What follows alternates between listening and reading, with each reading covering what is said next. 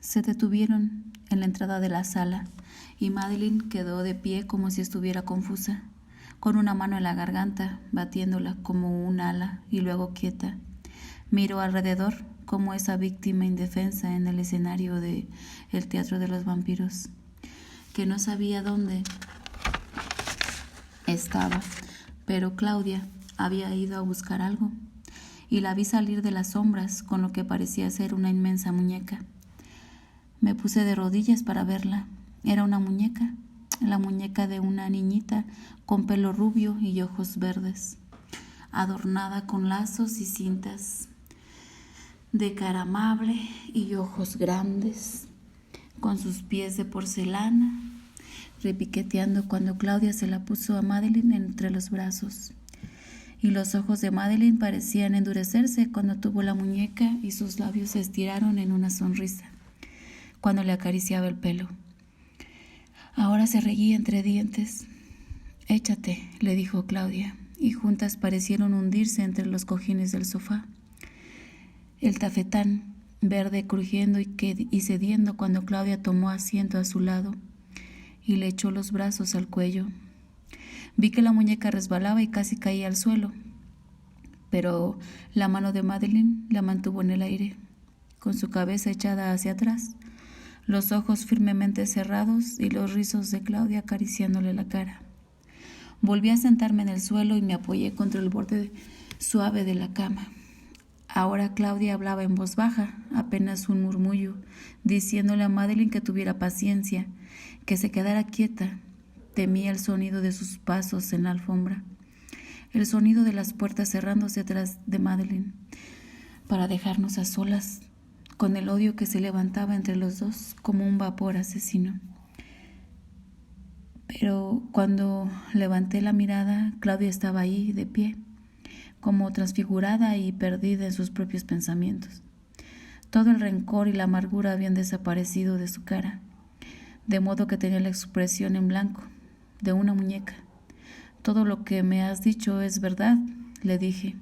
«Me merezco tu odio. Lo merecí desde el momento en que Lestat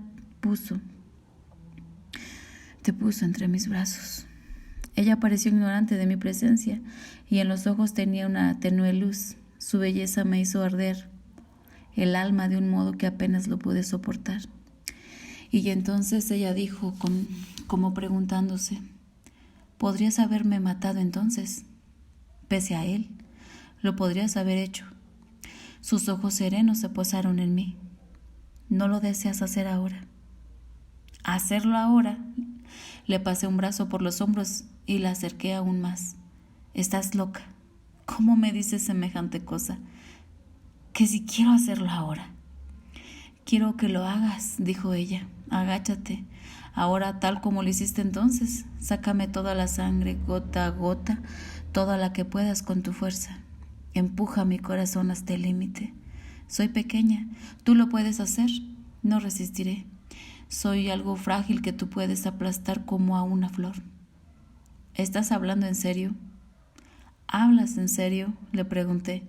¿Por qué no pones aquí el puñal? ¿Por qué no lo retuerces?», me preguntaba. «¿Morirías conmigo?», me preguntó, con tono irónico y burlón. «¿Morirías de verdad conmigo?», insistió. «¿No comprendes lo que está sucediendo? Que él me está matando. Ese vampiro principal que te tiene en trance. Ese con quien no quieres compartir conmigo tu amor. Veo su poder en tus ojos. Veo tu sufrimiento, tu pena, el amor que no puedes ocultar. Da media vuelta. Haré que me mires con esos ojos que lo desean. Te haré escuchar». «Basta ya. No prosigas. No te abandonaré. Estoy obligado contigo. ¿No lo ves? No puedo darte a esa mujer. Pero estoy luchando por mi vida. Dámela, para que ella pueda ocuparse de mí y completar el disfraz con el que debo vivir. Y entonces podrá tenerte. Yo estoy luchando por mi vida». Yo me negué. No. Es una locura, es una brujería», le dije. tratando de desafiarla. Eres tú quien no quieres compartirme con él. Eres tú quien no quiere compartir mi amor con él. Quieres todo de mí. Entonces, de ella, él tiene más poder que tú. Te deja a un lado y eres tú quien quieres que él muera del mismo modo que él está. Pues bien, no me harás cómplice de esa muerte. Te lo digo, no de esa muerte. Yo no la convertiré a ella en uno de nosotros. No condenaré a las legiones de seres humanos que morirían en sus manos. Tu poder sobre mí ha terminado. No lo haré. Oh, si ella pudiera haberme comprendido. Ni por un instante pude creer realmente en sus palabras contra Armand, que de ese distanciamiento que estaba más allá de la venganza él pudiera desear egoístamente su muerte. Pero eso no significaba nada para mí en ese momento. Algo mucho más terrible que ya yo no podía comprender estaba sucediendo. Algo que solo yo empezaba a comprender. Algo contra lo cual mi furia no era más que una burla, un intento vacío de oponerme a una voluntad tenaz. Ella me odiaba, me detestaba, como ella misma lo había confesado, y se me había encogido el corazón como si, al negarme ese amor que me había sostenido toda una vida, me hubiese dado un golpe mortal. El cuchillo estaba ahí, yo me moriría por ella. Me moría por ese amor tal como me habría muerto aquella primera noche en que el Lestat me la había entregado. La había hecho fijarse en mí y le había dicho mi nombre, ese amor que me había abrigado en el odio que sentía por mí mismo. Me había permitido existir como lo había comprendido Lestat. Y esta noche, por último, su plan había fracasado. Pero algo superaba eso. En algún ámbito del que yo desaparecía mientras caminaba de un lado a otro, con las manos abriéndose y cerrándose a mis costados, sintiendo que solo el odio en sus ojos líquidos era su dolor. Ella me había mostrado su dolor. Dame la inmortalidad con este disfraz desesperado, con esa forma indefensa. Me tapé los oídos con las manos como si aún estuviera pronunciando ella esas palabras. Y se me derramaban las lágrimas porque durante todos esos años yo había dependido totalmente de su crueldad, de su absoluta carencia de dolor. Y dolor era lo que ahora me mostraba, un dolor innegable. Como si hubiera reído de nosotros Lestat. Por eso ella me había clavado ese cuchillo, porque él se habría reído. Para destruirme por completo, ella solo necesitaba mostrarme ese dolor. La niña que yo había convertido en vampira sufría. Su sufrimiento era igual al mío. Había un ataúd en la otra habitación, una cama para Madeleine, a la que se retiró Claudia para dejarme a solas con lo que yo no podía soportar. Y di la bienvenida al silencio. En algún momento durante las pocas horas que quedaban de noche, me encontré ante la ventana abierta sintiendo la lenta bruma de la lluvia. Brillaba en las ramas de los helechos, sobre las dulces flores blancas que se inclinaban, se agachaban y por último quebraban sus tallos. Una alfombra de flores llenaba un pequeño balcón, con los pétalos suavemente golpeados por la lluvia. Entonces me sentí débil y completamente solo. Lo que esa noche había pasado entre nosotros dos no tenía ya remedio. Y lo que yo le había hecho a Claudia no podía deshacerse jamás. Pero para mi propia sorpresa estaba vacío de todo remordimiento. Quizá fue la noche, el cielo sin estrellas, las lámparas congeladas en la bruma, lo que me daba un bienestar que no había solicitado y que en ese vacío y en esa soledad no sabía cómo recibir. Estoy solo, pensaba. Estoy solo. Parecía justo y perfecto, y en consecuencia tenía una forma agradable e inevitable. Me imaginé solo para siempre, como si al ganar esa fortaleza de vampiro la noche de mi muerte hubiera abandonado al Lestat y jamás hubiera vuelto la mirada buscándolo. Más allá de la necesidad de tenerlo a él o a cualquier otro a mi lado, era como si la noche me hubiera dicho: tú eres la noche y únicamente la noche te comprende y te cubre con sus brazos. Uno con las sombras, sin pesadillas, una paz inexplicable. No obstante, pude sentir el fin de esa paz con la misma seguridad con que sintiera mi breve entrega. Y la paz se rompía como los negros nubarrones. El dolor urgente de la pérdida de Claudia me presionaba. Desde atrás, como la forma salida de los rincones de esa habitación extrañamente ajena y atestada. Pero afuera, aún cuando la noche parecía disolverse en el fuerte viento, presentí algo me llamaba, algo inanimado que yo jamás había conocido. Y un poder en mi interior pareció contestar a ese otro poder, no con resistencia, sino con una fuerza indescriptible, estremecedora. Pasé en silencio por las habitaciones, abriendo con cuidado las puertas hasta que vi, en la luz mortecina que echaban las lámparas detrás de mí, a esa mujer dormida entre las sombras del sofá, con la muñeca rígida sobre sus pechos. Poco antes de arrodillarme a su lado, vi que tenía los ojos abiertos y pude sentir en la oscuridad esos otros ojos que me vigilaban, esa pequeña cara impasible que esperaba. «Te ocuparás de ella, Madeleine». Vi sus manos cerrarse sobre la muñeca y volvió el rostro contra su pecho, y mi propia mano se extendió y la agarró, aunque no supe por qué, ni siquiera cuando ella me contestaba. «Sí», me aseguró con desesperación. «¿Esto es lo que tú crees que es ella? ¿Una muñeca?», le pregunté, y mi mano se cerró en la cabeza de la muñeca solo para ver a ella como me la arrebataba, con sus dientes cerrados y echándome una mirada furibunda. «Una niña que no puede morir. Eso es lo que es», dijo ella, como si estuviera pronunciando una terrible maldición. «Ah», le susurré. «He terminado con las muñecas», dijo ella, y la arrojó sobre los cojines del sofá. Buscaba algo en su pecho, algo que quería mostrarme y ocultarme al mismo tiempo, abriendo y cerrando sus dedos por encima. Yo sabía lo que era, me había dado cuenta atrás. Un relicario, atado con un alfiler de oro. Ojalá pudiera describir la pasión que llenaba sus facciones redondas, cómo se distorsionó su suave boca infantil. «¿Y la niña que murió?», le pregunté, adivinando y observándola. Me imaginaba una tienda de muñecas, todas las muñecas con la misma cara. Ella sacudió la cabeza, con su mano tiró fuerte del relicario del alfiler, rasgó el tafetán. Entonces vi miedo en ella, un miedo consumidor, y le sangró la mano cuando lo abrió con el alfiler roto. Le quité el relicario de los dedos. «Mi hija», murmuró, y le temblaron los labios. Era un rostro de muñeca sobre el pequeño fragmento de porcelana. La cara de Claudia, una cara de niña, una burla dulzona con el artista, un artista que la había pintado.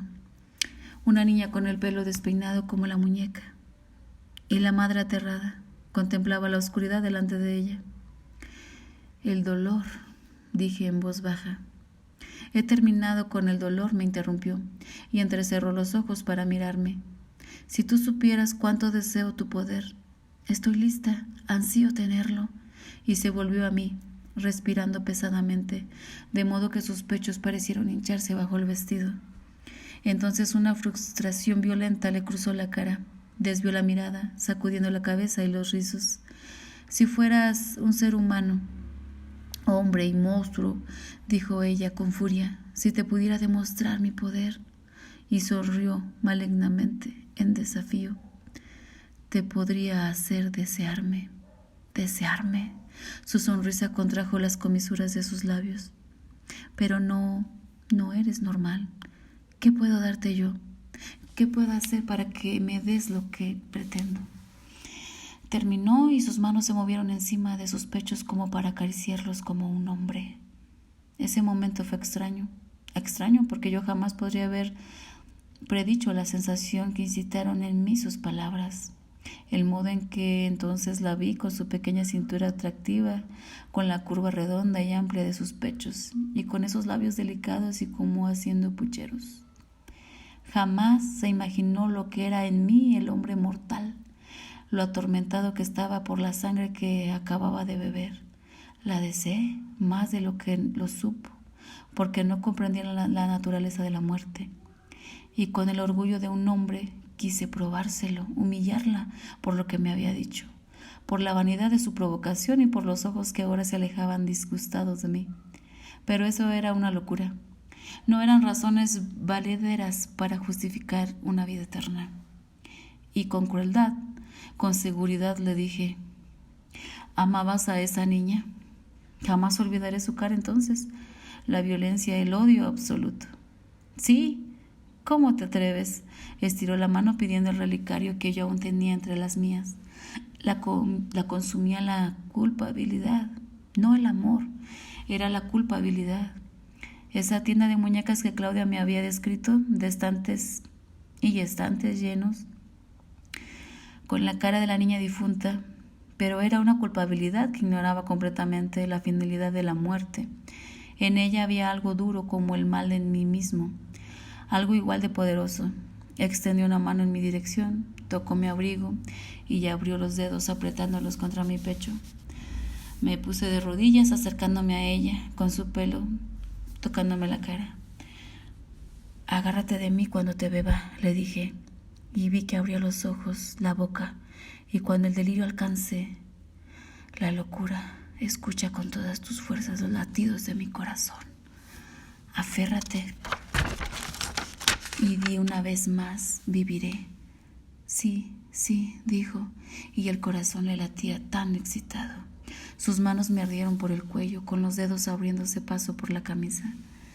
Mira por encima de aquella luz distante, no apartes tus ojos de ella ni un segundo, y repite, repite, viviré. Gimió cuando le abrí la carne y entró en mí esa corriente cálida, con sus pechos aplastados contra mí, su cuerpo arqueado, indefenso, en el sofá, y pude ver sus ojos, incluso cuando cerré los míos, ver su boca provocativa, anhelante.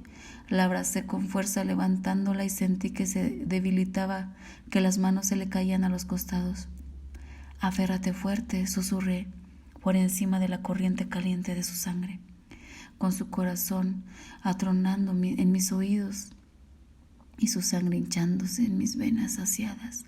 La lámpara, le indiqué, mírala. Se le detenía el corazón y su cabeza cayó sobre el terciopelo, con sus ojos opacos al borde de la muerte. Por un momento me pareció que no podía moverme.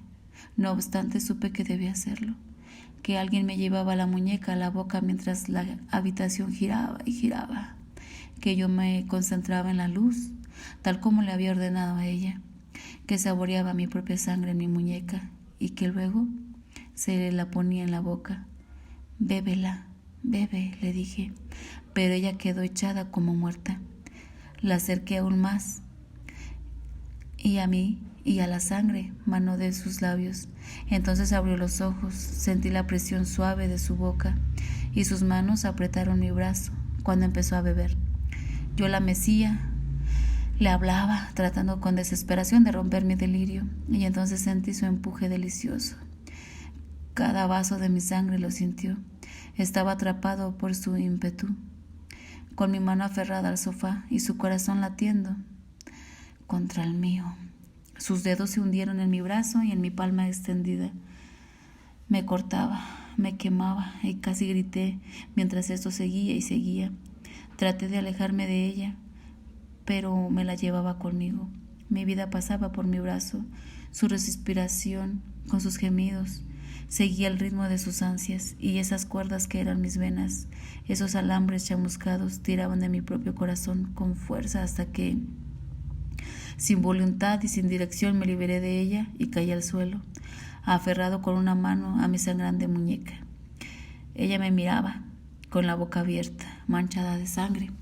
Pareció que pasaba por una eternidad mientras lo hacía. En mi visión nublada, ella se duplicaba y triplicaba y luego se borró en una forma temblorosa. Me llevó una mano a la boca. Sus ojos no se movieron, pero se agrandaron mientras miraba, y entonces se levantó lentamente, no como por sus propias fuerzas, sino como levantada del sofá corpóreamente por una fuerza invisible que ahora la tenía en sus manos. y ella miraba y daba vueltas y vueltas, con su falda moviéndose rígida como si fuera de una sola pieza, girando con un gran ornamento tallado en una caja de música que se repite incesante. Y de repente ella me miró y miraba el tafetán de su vestido. Lo tomó entre sus dedos hasta que crujió y lo dejó caer. Se cubrió rápidamente los oídos, mantuvo los ojos cerrados y luego los abrió. Entonces pareció ver la lámpara distante y baja de la otra habitación, que proyectaba una luz frágil a través de las puertas dobles. Corrió hacia ella y se puso a su lado mirándola como si estuviera con vida. «No la toques», le dijo Claudia, y la alejó suavemente de su lado.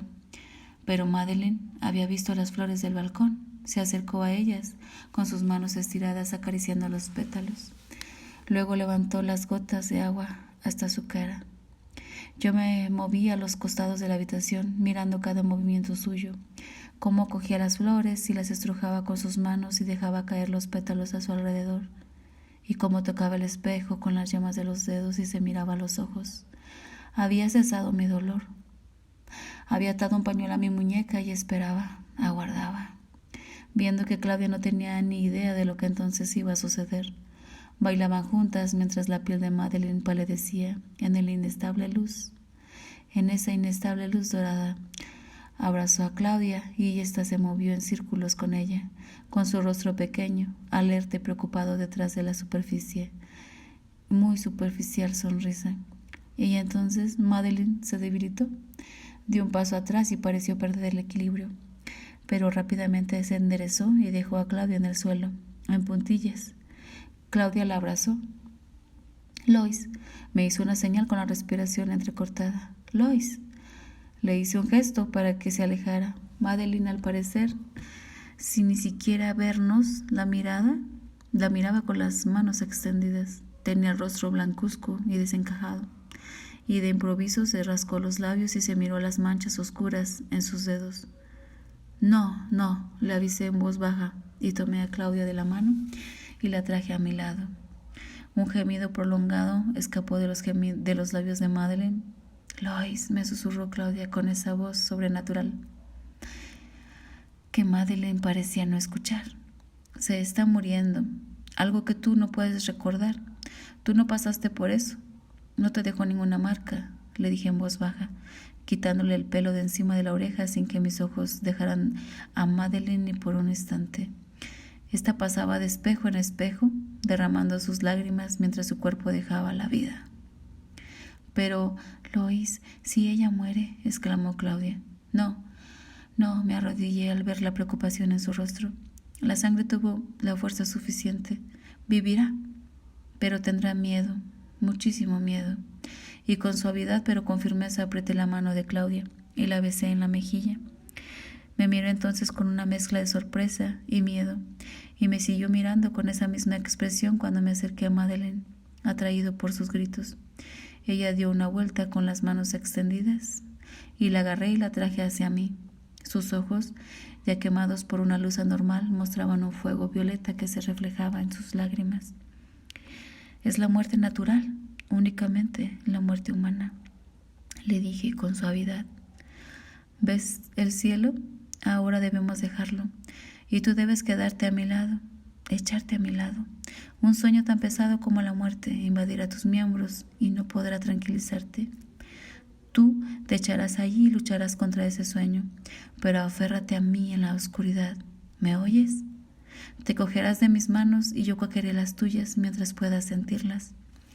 Ella pareció un momento perdida en mi mirada y presentí la incógnita que la rodeaba. Como la luminosidad de mis ojos eran la de todos los colores y como todos esos colores estaban para ella reflejados en mis ojos. La empujé dulcemente hasta el ataúd, diciéndole una y otra vez que no tuviera miedo.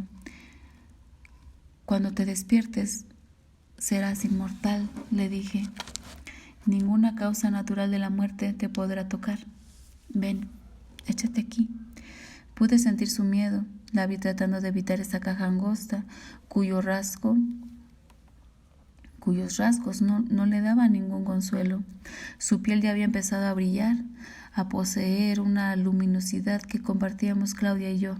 Me di cuenta de que no se entregaría hasta que yo estuviese echado a su lado. La tomé en mis brazos y miré a través de la habitación donde estaba Claudia con ese extraño ataúd, mirándome. Tenía los ojos quietos pero oscurecidos con una sospecha indefinible, una fría desconfianza. Puse a Madeleine al lado de su lecho y me acerqué en esos ojos. Y entonces, arrodillándome con calma a su lado, tomé a Claudia entre mis brazos. ¿No me reconoces?, le pregunté. ¿Acaso no sabes quién soy? Ella me miró. No, dijo. Sonreí y asentí con la cabeza. No me guardes rencor. Estamos a mano, le dije. Movió la cabeza a un costado y me estudió con meticulosidad. Entonces pareció sonreír pese a sí misma y empezó a mover la cabeza asintiendo. Porque, ¿ves?, le dije con esa misma voz tranquila, lo que aquí murió en esta habitación no fue esa mujer. Tardará varias noches en morir, quizás años, lo que esta noche ha muerto en esta habitación. Es el último vestigio en mí de lo que yo era humano. Una sombra cayó sobre su cara como si la serenidad se hubiera desgarrado como un velo. Abrió los ojos solo para aspirar un poco de aire. Luego dijo: Pues entonces tienes razón, sin duda, estamos a mano. Quiero incendiar la tienda de las muñecas. Madeleine nos lo dijo. Tiraba a la chimenea los vestidos doblados de esa hija muerta, los lazos blancos y las telas grises, los zapatos arrugados, los sombreros que olían a alcanfor y a perfumes. Esto no significa nada para mí. Se quedó contemplando las llamas y luego miró a Claudia con ojos triunfantes, feroces. Yo no le creí, a pesar de que noche tras noche la tenía que alejar de los hombres y mujeres a quienes ya no podía sacarles más sangre. Estaba tan saciada con la sangre de sus muertes anteriores, a menudo levantando a sus víctimas del suelo con la impetuosidad de su pasión, rompiéndoles la garganta con sus dedos de marfil, al mismo tiempo que les chupaba la sangre, que estaba seguro de que tarde o temprano esa intensidad demencial debía ceder. Ella se haría cargo de los elementos de esa pesadilla, de su propia piel luminosa, de las habitaciones lujosas del hotel, y clamaría para que la despertasen, para que la liberasen. No comprendía que no se trataba de un experimento. Mostraba sus dientes aterradores a los espejos de marco plateado. Estaba loca, pero yo aún no me percataba de todo lo loca que estaba y de cuán acostumbrada al ensueño. No clamaría por la realidad. Más bien sentiría la realidad en sus sueños. Una araña demoníaca alimentaba su rueca con las telas del mundo y ella podía hacer su propio mundo de telarañas. Yo estaba empezando a comprender su avaricia y su magia. Tenía el oficio de hacer muñecas y con su antiguo amante había hecho, de forma interminable, réplicas de su hija muerta. Fue algo que yo comprendí cuando en la visita que hicimos a la tienda vi los estantes llenos. Además tenía la habilidad del vampiro y la intensidad del vampiro. Por tanto, en el espacio de una noche, cuando yo la había alejado de la matanza, ella, con su sed insaciable, creo que con unos pocos palos, su cuchillo y su formón, hizo una mecedora perfecta para proporcionársela a Claudia. Sentada al lado del fuego, Claudia parecía una mujer. A eso se lo sumó, a medida que pasaban las noches, una mesa en la misma escala, y de una juguetería trajo una pequeña lámpara, un plato y una taza de porcelana, y del bolso de una mujer, un pequeño cuaderno de anotaciones en que las manos de Claudia eran un gran volumen. El mundo se deshizo y dejó de existir en los límites de ese pequeño espacio que pronto ocupó toda la superficie del tocador de Claudia. Una cama cuyo dosel alcanzaba la altura de mi pecho. Pequeños espejos que solo reflejaban las piernas de un pesado gigante, cuando me encontraba perdido entre ellos. Unos cuadritos colgaban de las paredes a la altura de los ojos de Claudia, y por último encima de su mesa de tocador, guantes negros y largos para dedos diminutos, un vestido de gala de terciopelo, una tiara de alhajas. Claudia, la joya coronada, una reina de las hadas con desnudos hombros blancos. Caminaba con sus ropajes lujosos entre las ricas posesiones de ese mundo enano mientras yo la espiaba desde la puerta, perplejo, desgarbado, echado en la alfombra para poder reposar la cabeza en el codo y observar los ojos de mi joya. Y los veía misteriosamente suavizados por la perfección de su santuario. Qué hermosa estaba con sus lazos negros. Una mujer fría, rubia, con una extraña cara de muñeca y ojos líquidos que me miraban con tanta serenidad. Y durante tanto tiempo que, con seguridad, yo debía de quedar olvidado. Los ojos debían de ver algo distinto a mí cuando yo estaba soñando, echado allí en el suelo, algo más que el torpe universo que me rodeaba y que ahora estaba descartado y anulado por alguien que lo había sufrido, alguien que siempre había sufrido, pero que ahora no parecía sufrir y escuchaba una caja de música y ponía una mano en el reloj de juguete. Tuve una visión de horas más cortas y de pequeños minutos dorados. Pensé que estaba loco. Me puse las manos bajo la cabeza y miré el calendario. Me resultaba difícil salir de un mundo y entrar en el otro. Madeline, en el sofá, trabajaba con esa pasión uniforme, como si la inmortalidad de algún modo pudiera significar para ella en ningún momento descanso. Cosía los lazos a las sedas de la camisa, solo deteniéndose de tanto en tanto para secarse la humedad de su blanca frente. Me pregunté, si cierro los ojos, este reino de pequeñas cosas consumirá las habitaciones de mi alrededor. Y yo, como Gulliver, me despertaré y me descubriré atado de pies y manos como un gigante rechazado. Tuve una visión de casas construidas para Claudia, en cuyos jardines los ratones serían monstruos y ya habría pequeños carruajes, y las malezas con flores serían árboles. Los mortales quedarían tan fascinados que caerían de rodillas para mirar a través de las ventanitas, como una telaraña los atraería. Yo estaba atado de pies y manos, no solo por esa belleza fantasmal, ese secreto exquisito de los blancos hombros de Claudia, el rico collar de perlas, la languidez embrujadora, una botellita de perfume, ahora una garrafa, de la que salía un aroma de encantamiento que prometía el Edén. Yo estaba atado por el miedo, fuera de esas habitaciones donde se suponía que yo administraba la educación de Madeline, erráticas conversaciones sobre la muerte y la naturaleza del vampiro, en las que Claudia podría haberme ayudado y le podría haber enseñado con mucha facilidad que yo, si alguna vez ella hubiera mostrado deseo de hacerlo. Fuera de esas habitaciones donde noche tras noche se me tranquilizaba con besos suaves y miradas contentas que aseguraban que ya no reaparecería más el odio que una vez más había mostrado aquel día Claudia. Fuera de esas habitaciones temía descubrir que, según mi propia admisión desganada, yo estaba verdaderamente cambiado. Mi parte mortal era la que yo amaba, estaba seguro. Entonces, ¿qué sentía por Armand?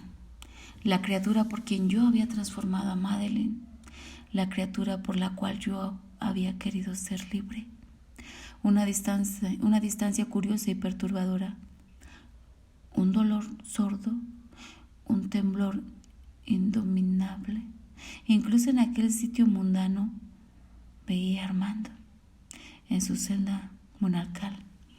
Veía sus ojos castaños y sentía ese magnetismo fantasmal. No obstante, no hice nada por ir a verlo. No me animé a descubrir todo lo que podría haber perdido, ni traté de separar esa pérdida de una ni de otra idea opresiva, que en Europa no había encontrado verdades que amenguaran mi soledad, ni transformaran mi desesperación. En cambio, solo había encontrado el mecanismo interior de mi pequeña alma, el dolor en el que Claudia y una pasión con un vampiro que quizás era más demoníaco que el Lestat, pero en quien veía la única posibilidad de bien en el mal que yo podía concebir. Y finalmente todo escapaba a mis posibilidades. El reloj repiqueteó. encima de la chimenea, y Madeline me rogó que la llevara al teatro de los vampiros, y juró defender a Claudia de cualquier vampiro que osara insultarla. Claudia habló de estrategias y dijo: todavía no, ahora no. Yo me recosté observando con algún alivio el amor de Madeline por Claudia, su ciega pasión al descubierto. Oh, tengo en mi corazón tan poca compasión o recuerdos de Madeline. Yo pensaba que ella solo había visto la primera veta del sufrimiento. No comprendía a la muerte tan fácilmente. Se la podía violentar, se la podía lanzar por el camino de la violencia, suponía, en mi orgullo y engaño colosales, que mi dolor por mi hermano muerto era la única emoción verdadera. Me permití olvidar cuando me había enamorado ciegamente de los ojos irisados del Lestat, que había vendido mi alma por un objeto luminoso y multicolor, pensando que una superficie altamente reflexiva brindaba el poder de caminar sobre las aguas. ¿Qué tendría que haber hecho Cristo para que lo siguiera como Mateo o Pedro? Vestirse bien, para empezar, y tener una cabeza lujuriosa de abundante cabello rubio. Me detestaba a mí mismo, adormecido por su conversación.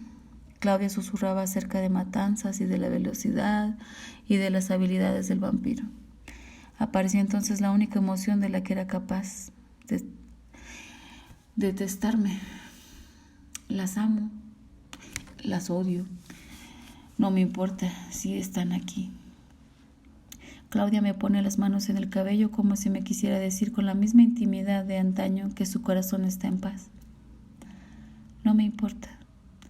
Y está la aparición de Armand, ese poderío, esa claridad, detrás de un espejo. Al parecer, y tomando la mano juguetona de Claudia, comprendo por primera vez en mi vida lo que ella siente cuando me perdona por ser yo mismo. Y dice que me ama, y dice que me odia. No siente casi nada. Faltaba una semana, reinició el vampiro su relato, para que acompañáramos a Madeline en su aventura de incendiar el universo de muñecas detrás de una vitrina. Recuerdo que caminé por la calle, giré y entré en una angosta caverna oscura, donde el único sonido era la caída de la lluvia. Pero entonces vi el rojo resplandor contra las nubes. Repicaron las campanas y gritaron los hombres, y Claudia a mi lado me habló en voz baja de la naturaleza del fuego. El humo espeso que se elevaba en el resplandor inquieto me puso nervioso. Sentí miedo, no un miedo mortal, sin freno, sino algo como un garfio que me rozaba. Ese miedo era la vieja casa donde ardía Lestat, como dormido en el suelo ardiente. El fuego purifica, dijo Claudia. Y yo le dije: no, el fuego simplemente destruye. Madeline pasó a nuestro lado y corrió hacia el final de la calle como un fantasma en la lluvia, con sus manos blancas azotando el aire, haciéndonos señas, arcos blancos de luciérnagas. Recuerdo que Claudia se fue de mi lado en pos de ella. Aún tengo la visión de su pelo rubio despeinado, móvil, cuando me hizo señas para que la siguiera. Una cinta caída en el suelo, flameando y flotando en un remolino de agua negra, y yo agachado para recogerla. Pero otra mano la alcanzó. Armando me la entregó. Me quedé perplejo al verlo ahí. La figura del caballero de la muerte en un portal maravillosamente real en su capa negra y corbatín de seda. Y no obstante etéreo en su inmovilidad. Hubo un debilísimo resplandor de fuego en sus ojos. Desperté de improviso como si hubiese estado durmiendo. Me desperté al sentirlo, al tener su mano en la mía, al ver su cabeza agacha como si quisiese saber que quería que yo lo siguiese. Me despertó mi propia experiencia de excitación ante su presencia. Y esta presencia me consumió con la misma fuerza con la que me había consumido en aquella celda. Caminamos juntos, paso rápido. Nos acercamos al Sena y nos movimos con tanta celeridad y habilidad entre los grupos de hombres que estos apenas se percataban de nuestro paso, y nosotros apenas si los vimos. Me sorprendí de que yo pudiera seguirlo con tanta facilidad. Me obligaba a reconocer mis poderes, a aceptar que las formas que yo normalmente usaba o elegía pues eran humanas y que yo no las necesitaba más. Quise desesperadamente hablar con él, detenerlo con ambas manos en los hombros, simplemente volver a mirarlo a los ojos como lo había hecho la última noche, fijarlo en un tiempo y en un espacio para poder afrontar la excitación que sentía en mi interior. Quería hablarle de tantísimas cosas, quería explicarle tantas cosas. Sin embargo, no supe qué decir ni por qué lo diría. Solo la plenitud de la experiencia me alivió casi hasta el borde de las lágrimas. Eso era lo que yo más temía. No sabía dónde estábamos, únicamente que alguna vez había pasado por ahí, una calle de antiguas mansiones, de muros de jardín y portales de cocheras y torres en lo alto, y ventanas de cristal bajo arcos de piedra. Casas de otros siglos, árboles nudosos, esa tranquilidad súbita y espesa que significa que las masas han quedado fuera. Un puñado de mortales habita en esta casa, región de habitaciones de altos techos. La piedra absorbe el sonido de la respiración, el espacio de vidas enteras. Ahora Armand estaba encima de un muro, con su brazo contra la rama saliente de un árbol y su mano extendida para ayudarme. Y en un instante yo estaba a su lado y el follaje mojado me acariciaba el rostro. Encima pude ver piso tras piso hasta que una torre que apenas se veía en la lluvia negra y continué. Escúchame, vamos a subir por esta torre, me dijo Armand. Yo no podré, es imposible. No has ni siquiera empezado a conocer tus poderes. Puedes subir fácilmente. Recuerda que si caes no te lesionarías. Haz lo que yo hago.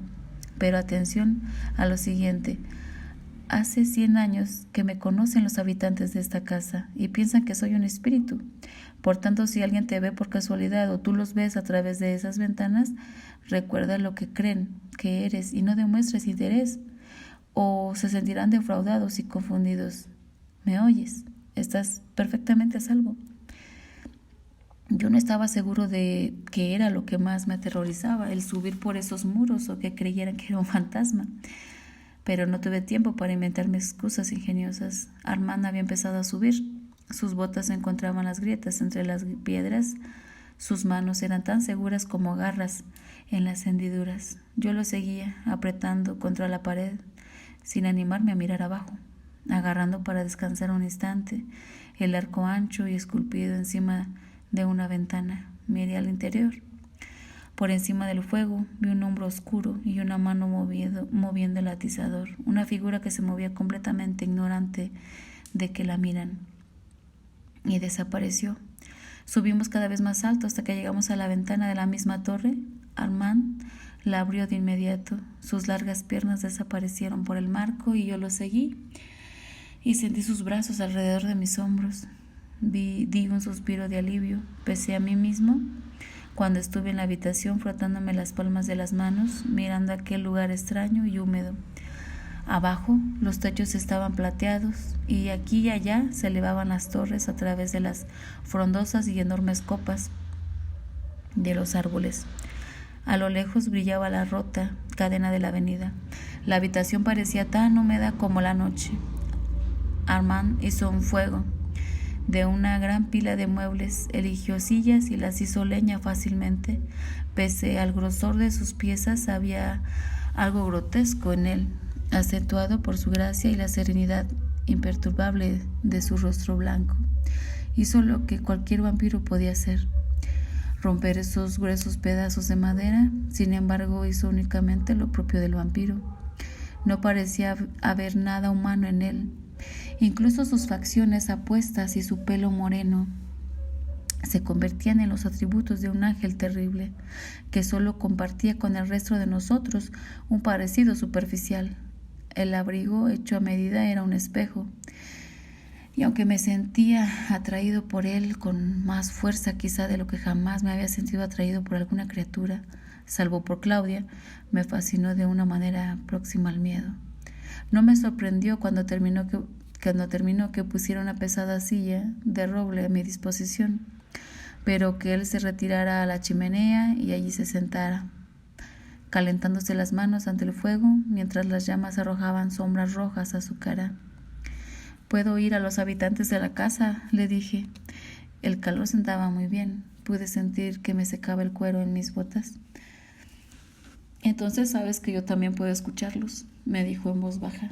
Y aunque no hubo ni una pizca de reproche, me di cuenta de las implicaciones de mis propias palabras.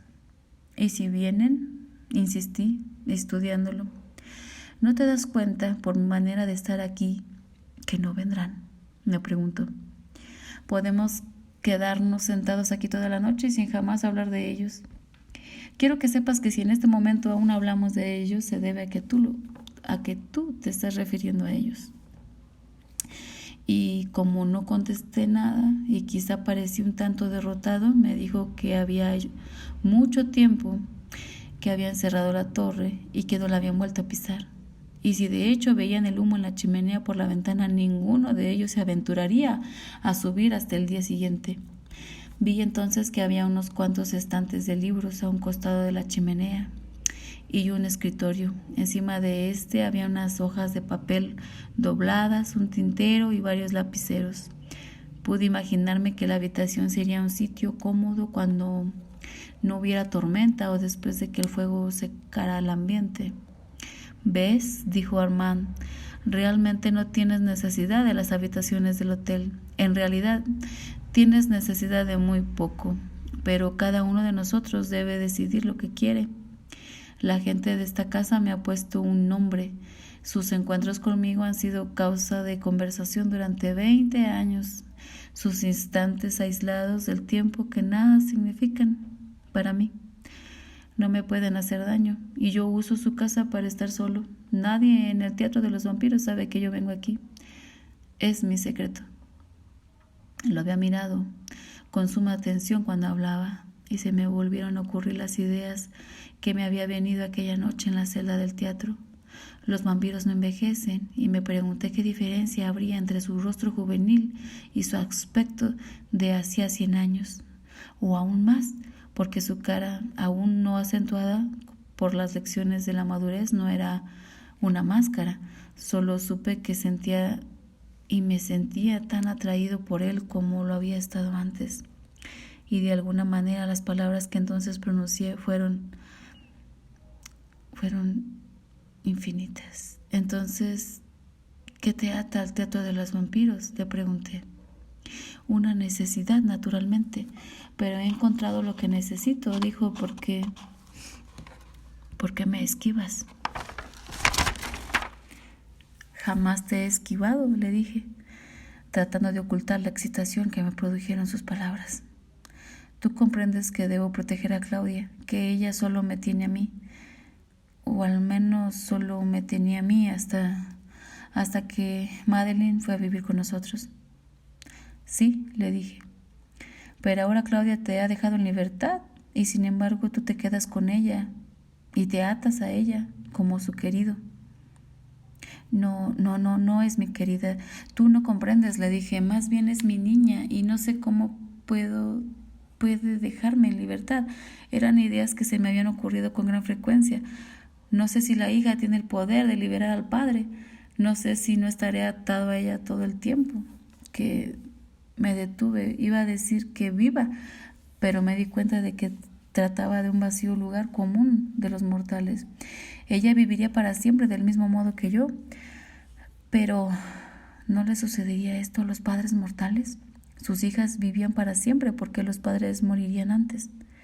Que de repente me encontré perdido, pero consciente todo el tiempo de cómo me escuchaba Armando, que me escuchaba de una manera en que nosotros soñábamos que los demás nos escucharan, y su rostro parecía reflejar todo lo que yo decía.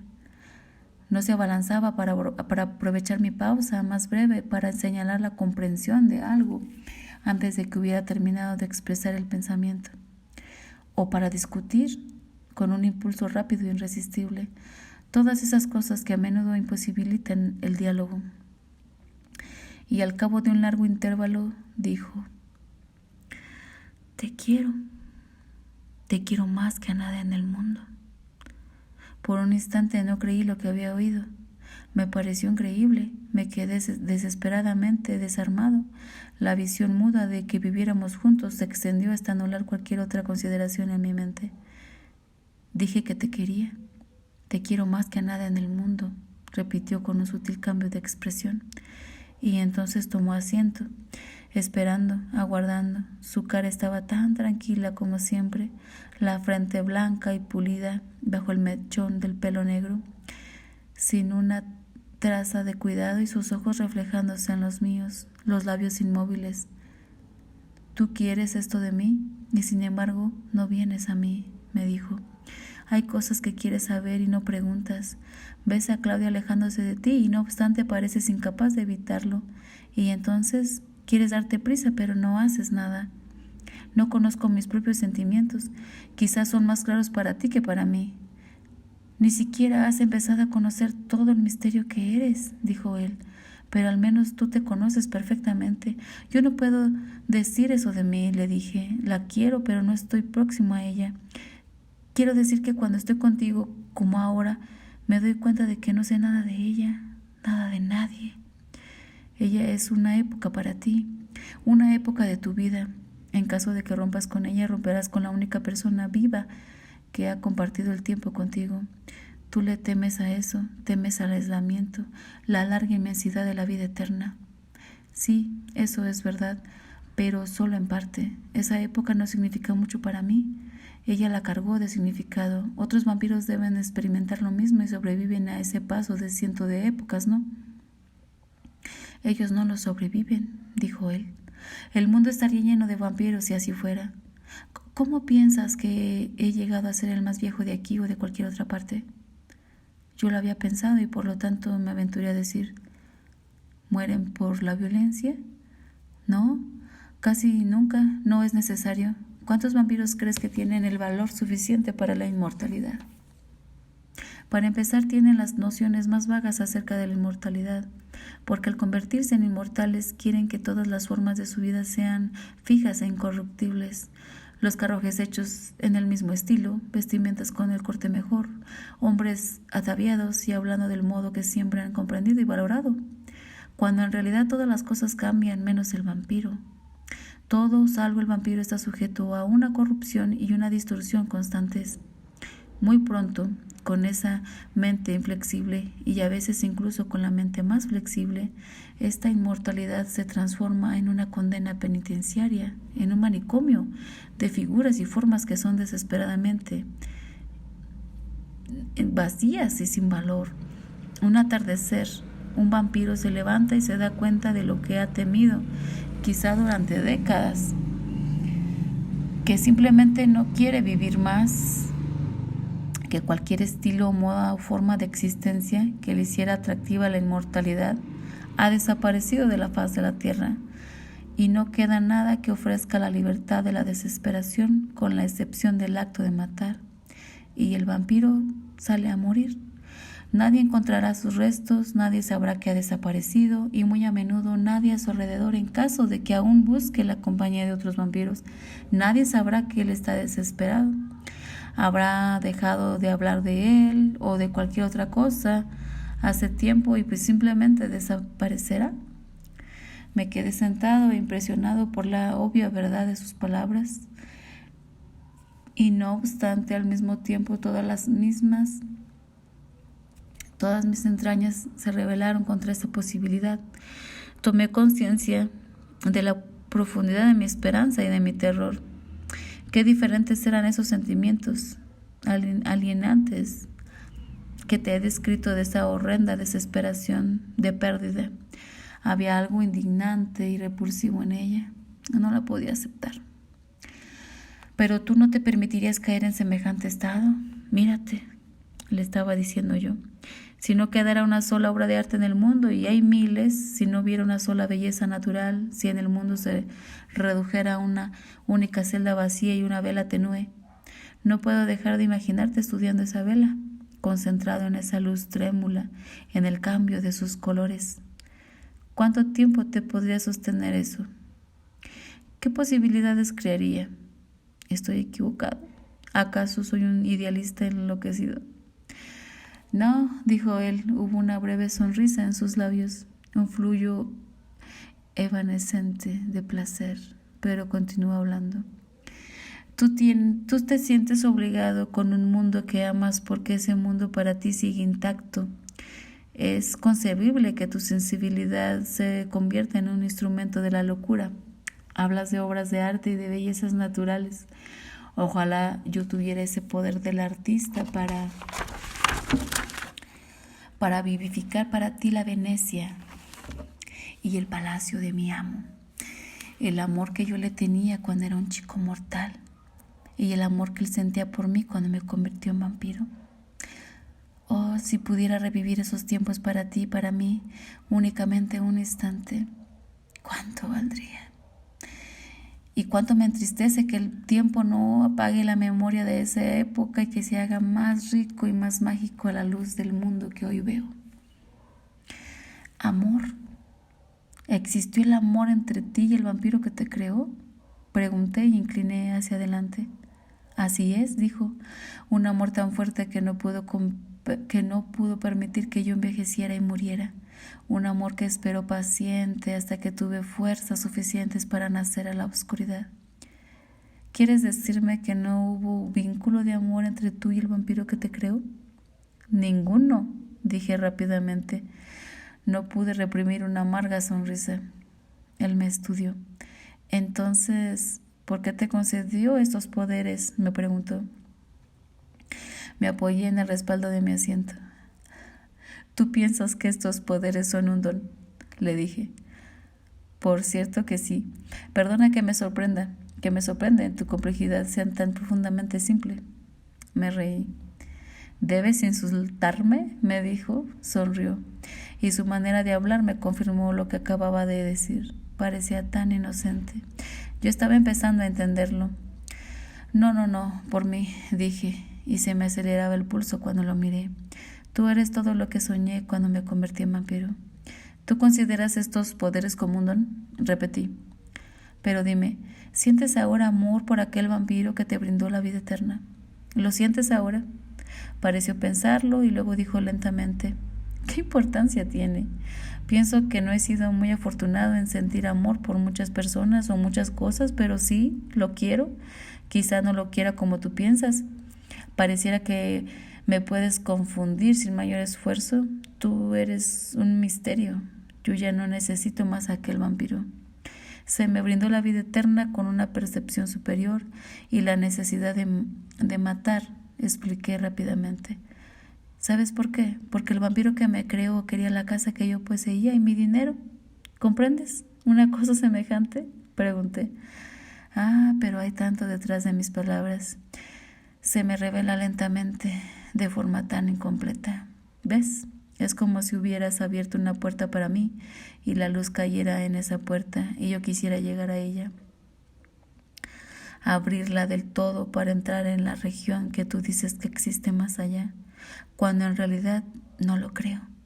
El vampiro que me creó fue realmente todo aquello que yo creía que era malo. Era tan miserable, tan literal, tan desprovisado de todo, tan inevitable, eternamente desilusionante como yo creía que tenía que ser el mal. Pero tú eres algo completamente ajeno a esa concepción. Abre la puerta para mí, ábrela de par en par.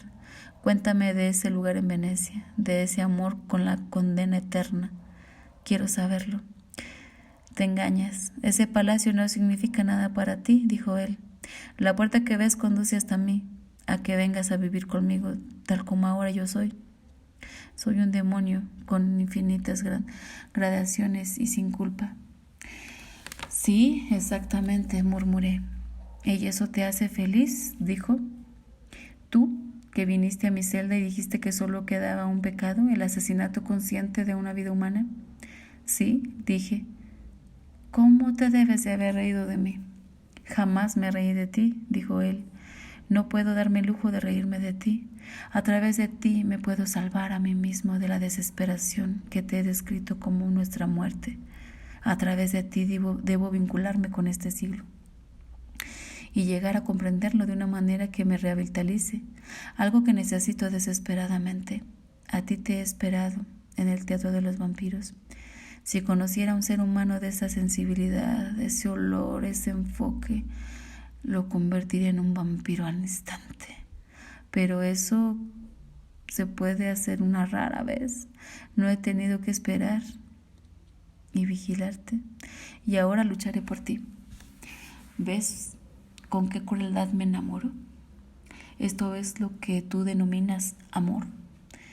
Oh, pero estarías cometiendo un gravísimo error, le dije, mirándole a los ojos. Sus palabras empezaban a revelármelo. Jamás había sentido que mi propia frustración fuera tan nítida. Era inconcebible que yo pudiera satisfacerlo.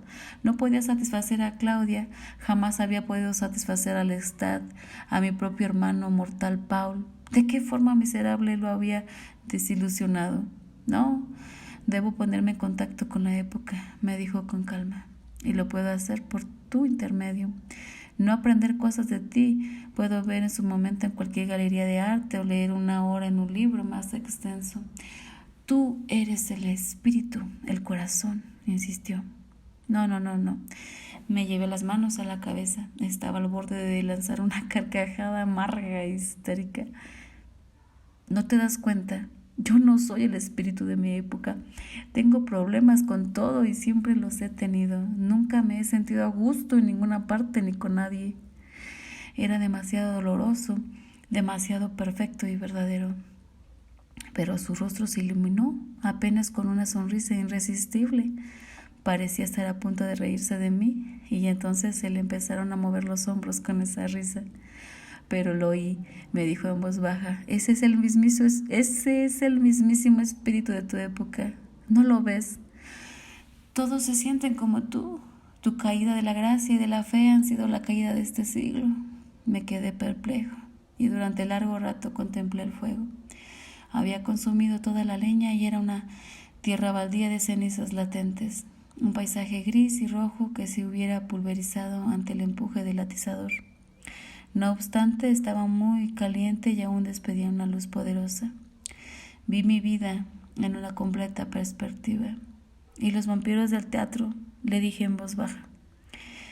Ellos reflejan la edad del cinismo, que no pueden abarcar la muerte de las posibilidades, una fatua indulgencia refinada en la parodia de lo milagroso, una decadencia cuyo último refugio es el ridículo de uno mismo, una desesperanza formal. Tú los viste, tú los has conocido toda tu vida. Tú reflejas tu época de un modo distinto. Tu reflejo es un corazón roto. Esta es la infelicidad, una infelicidad que no acabas de comprender. No lo dudo. Dime cómo te sientes ahora, qué te priva de la felicidad. Dime por qué durante 7 días no has venido a verme, aunque estabas ansioso de hacerlo. Dime lo que te ata a Claudia y a la otra mujer. Sacudí la cabeza. No sabes lo que me preguntas. Me resultó inmensamente difícil convertir a Madeline en una vampira. Quebranté una promesa hecha a mí mismo, de no hacerlo jamás, de que mi soledad jamás me llevaría a eso. No considero que nuestra vida sea un don ni un poder. La veo como una maldición. No tengo el valor de morir, pero hacer otro vampiro, darle este sufrimiento a otro ser, condenar a todos esos hombres y mujeres a la muerte, porque luego mi vampiro los matará. No cumplí una promesa, y al hacerlo. Pero si te representa algún consuelo, estoy seguro de que te das cuenta de que yo tuve algo que ver. Lo hice para liberarme de Claudia, para estar libre y poder ir a ti. Sí, me doy cuenta, pero la última responsabilidad es mía, le dije.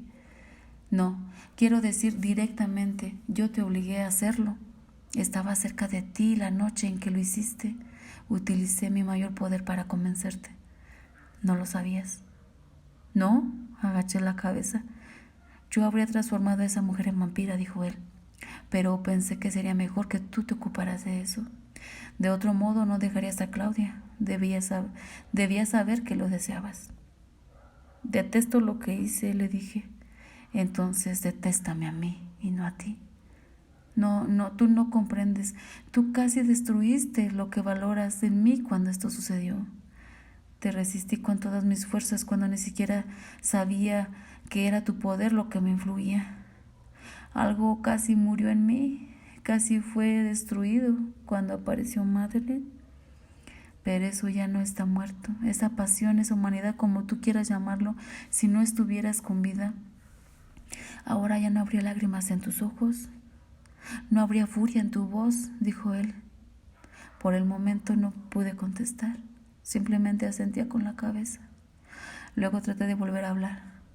Jamás debes obligarme a hacer algo en contra de mi voluntad. Jamás debes utilizar ese poder, tartamudeé. No, dijo de inmediato, no debo hacerlo. Mi poder se detiene en algún punto de tu interior, en algún portal. Ahí no tengo ningún poder. No obstante, esta creación de Madeleine está hecha. Tú quedas libre. ¿Y tú satisfecho?, le dije, recuperando el dominio de mí mismo. No quiero ser grosero. Tú me tienes en tu poder. Yo te quiero, pero estoy en falta. ¿Estás satisfecho? ¿Cómo puedo dejar de estarlo?, preguntó él. Por supuesto que estoy satisfecho. Me puse de pie y fui a la ventana. Los últimos rescoldos agonizaban. La luz salía del cielo gris. Oí que Armando me seguía hasta la ventana. Podía sentirlo a mi lado. Mis ojos se acostumbraron cada vez más a la luminosidad del cielo, de modo que pude ver su perfil y sus ojos finos en la lluvia que caía. El sonido de la lluvia estaba en todas partes y era en todas partes diferente. Flotaba en el canal del tejado, repiqueteaba en las tejas, caía suavemente por los distintos niveles de las ramas de los árboles. Chapoteaba en la piedra delante de mis manos. Una suave mezcla de sonido humedecía y coloreaba la noche. ¿Me perdonas por obligarte a ser esa vampira?, me preguntó. ¿No necesitas mi perdón? Tú lo necesitas, dijo él. Por lo tanto, yo lo necesito. Su rostro, como siempre, estaba completamente en calma. ¿Cuidará ella a Claudia? ¿Aguantará?, le pregunté. Es perfecta. Está loca, pero por el momento es perfecta. Cuidará a Claudia. Jamás ha vivido sola un momento. Para ella es natural estar dedicada a terceros. No necesita razones especiales para amar a Claudia. Sin embargo, aparte de sus necesidades, tiene razones especiales. El aspecto hermoso de Claudia, la tranquilidad de Claudia, el dominio y la serenidad de Claudia juntas son perfectas. Pero pienso que deben abandonar París lo antes posible. ¿Por qué? Tú sabes por qué. Santiago y los demás vampiros los vigilan y tienen grandes sospechas. Todos los vampiros han visto a Madeleine. Le temen porque ella sabe de ellos y ellos no la conocen. No dejan en paz a nadie que sepa algo de ellos. ¿Y el chico, Denis? ¿Qué piensas hacer con él? Ha muerto, contestó. Quedé atónito, tanto de sus palabras como de su calma. ¿Tú lo mataste?, pregunté. Dijo que sí, con la cabeza, y yo no dije nada. Pero sus grandes ojos oscuros parecieron en trance conmigo, con la emoción en el trauma que no traté de ocultar. Su sonrisa sutil y suave pareció atraerme con su mano. Se cerró sobre la mía en el marco húmedo de la ventana y sentí mi cuerpo giraba para hacerle frente, como si estuviera dominado por mí, sino por él. Era mejor, me concedió. Ahora debemos irnos. Y miró calle abajo. Armando, le dije, yo no puedo. Lois, sígueme, susurró, y luego en el marco se detuvo. Aunque te cayeras en el empedrado de abajo, dijo, solo quedarías lesionado, con muy poco tiempo. Tú te curarías con tal rapidez y perfección en pocos días que no tendrías la menor señal. Tus huesos se quedarían igual que la piel. Estás conociendo. Y este conocimiento que te sirva para poder hacer lo que en realidad puedes. Bajemos. ¿Qué puede matarme?, le pregunté. Volvió a detenerse. La destrucción de tus restos, dijo él. No lo sabes. El fuego, la desmembración, el calor del sol, nada más. Puedes quemarte, sí, pero eres elástico. Eres inmortal.